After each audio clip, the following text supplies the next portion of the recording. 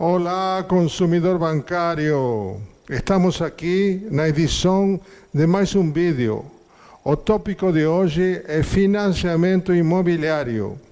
Leilão extrajudicial de imóvel financiado. Muito bem. Consumidor bancário, para quem não me conhece, eu sou Edgardo Camilo Garcia. Sou especialista em endividamento bancário e atuo há mais de 12 anos no mercado.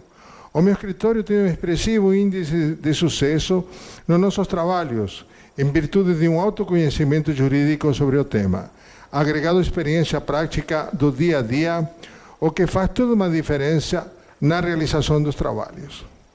Como informei anteriormente, o tópico é leilão extrajudicial. O leilão extrajudicial é uma modalidade realizada fora dos autos judiciais.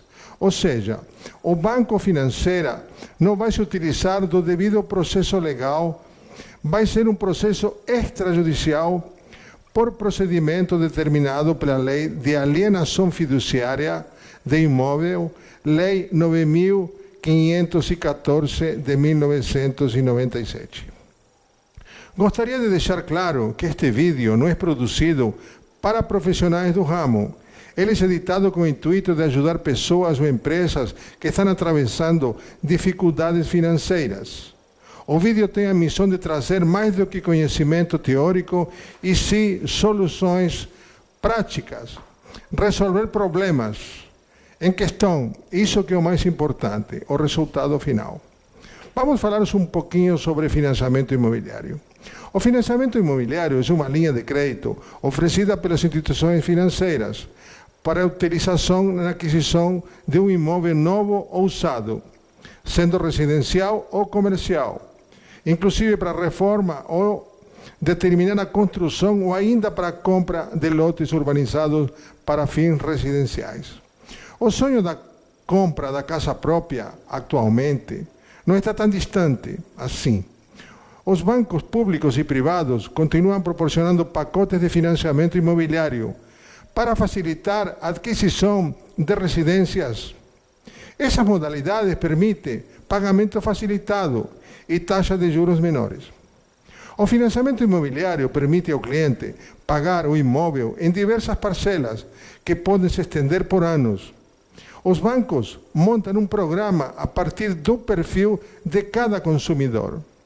Para solicitar um financiamento, é preciso apresentar os documentos pessoais no banco escolhido, entre eles RG, CPF, comprovante de residência e renda mensal. Após uma análise minuciosa e não havendo pendências em nome do cliente, a solicitação é aprovada. O imóvel a ser financiado é avaliado por representantes do banco, como engenheiros e corretores de imóveis, que confirmam o valor antes do contrato ser assinado. Quero deixar claro que é muito importante planejar a vida financeira antes de fechar um contrato de financiamento ou crédito imobiliário, para não cair na inadimplência. O mercado tem como norma aceitar que a família comprometa no máximo 30% da renda líquida na prestação do imóvel. A crise econômica também faz o sonho da casa própria se tornar um desafio. Atualmente, devido à forte recessão econômica, os empréstimos são feitos a juros muito altos e há muita dificuldade para fechamento de novos contratos, pois o risco de inadimplência é muito grande. Vamos falar também um pouquinho sobre tabelas usadas para financiamento imobiliário. Há duas formas de amortização das parcelas do financiamento imobiliário. Uma delas é a tabela SACS, onde as parcelas iniciais são mais altas e vão diminuindo ao longo do financiamento. A amortização das parcelas é constante. Já na tabela Price é diferente, ocorre justamente o contrário. As parcelas iniciais são menores e vão aumentando conforme o financiamento avança. Ou seja, no início os juros são maiores e a amortização é menor. Com o tempo, os juros vão diminuindo e a amortização vai aumentando. Muito bom. Agora vamos falar também sobre um pouco de alienação fiduciária em garantia. O que é uma alienação fiduciária em garantia?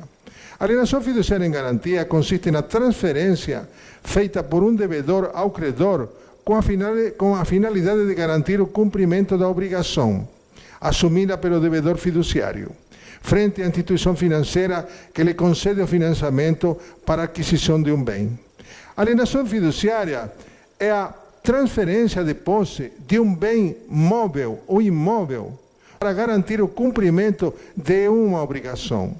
Ocorre quando um comprador adquire um bem a crédito, o credor toma o próprio bem em garantia para si, de forma que o comprador, apesar de ficar impedido de negociar o bem com terceiros, pode dele usufruir.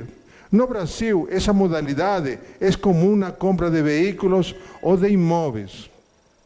No caso de veículos, inclusive, a alienação fiduciária fica registrada no documento de posse deste.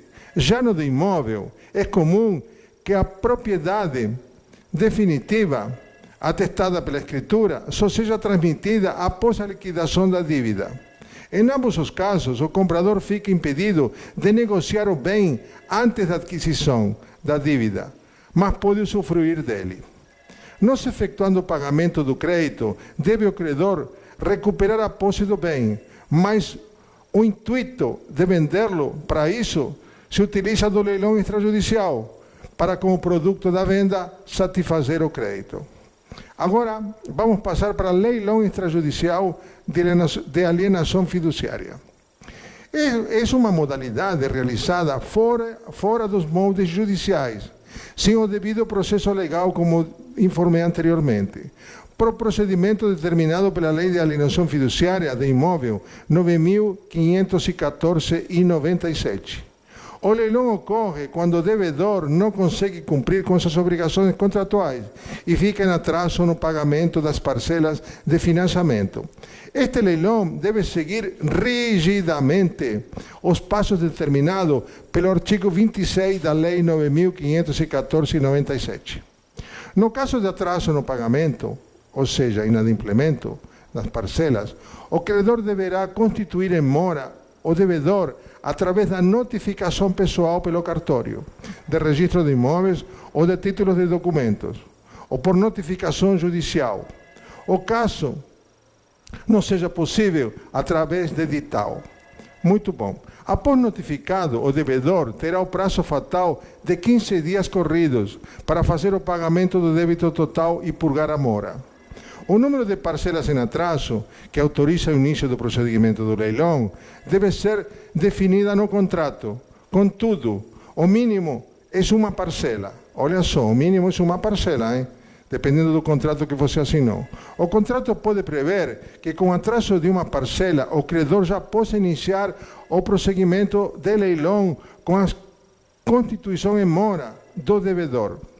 Caso o devedor faça o pagamento, o contrato continua em vigor. Sendo assim, orientamos aos devedores que façam o pagamento nesses 15 dias, porque após esses 15 dias o imóvel irá obrigatoriamente para leilão. Caso o devedor não realize o pagamento de purgar a mora em 15 dias após notificado, a propriedade que antes era fiduciária passa a ser consolidada integralmente em nome do credor, devendo inclusive pagar o imposto ITBI. O prosseguimento é contratar um leiloeiro oficial, que providenciará a publicação de edital com as informações relevantes e as datas para a primeira e segunda praça. Não havendo licitantes interessados nesse primeiro leilão, será realizada a segunda praça, arrematando pelo valor menor. E o que sobrar será transferido para o devedor. Se o bem for leiloado por um valor menor, ficará um saldo remanescente para o devedor pagar. Isso é muito importante, tá? Às vezes pensa que porque o bem foi para leilão, a dívida acabou. Se o bem, o valor que foi atingido no leilão foi menor que a dívida toda, vai ficar um saldo remanescente e o banco, a instituição financeira, vai te cobrar isso judicialmente falando. Muito bom, vamos falar agora sobre procedimentos após a arrematação.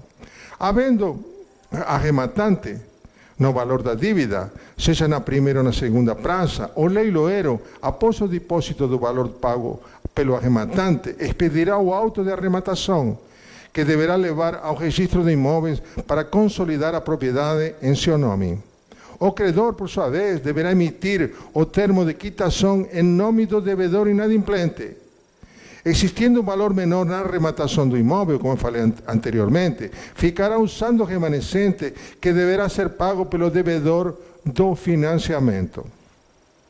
Agora, evidentemente, já falamos sobre todo o prosseguimento do leilão extrajudicial. Agora queria, inclusive, apresentar meu livro para vocês. Queria falar um pouquinho também sobre a apresentação de meu livro para você, consumidor bancário. Se querem ficar informados sobre toda a metódica do endividamento bancário, recomendo este livro intitulado Dívidas com Banco, Manual do Endividado, 239 páginas de puro conhecimento, intitulado Manual porque informa passo a passo cada instituto dentro da metódica do endividamento.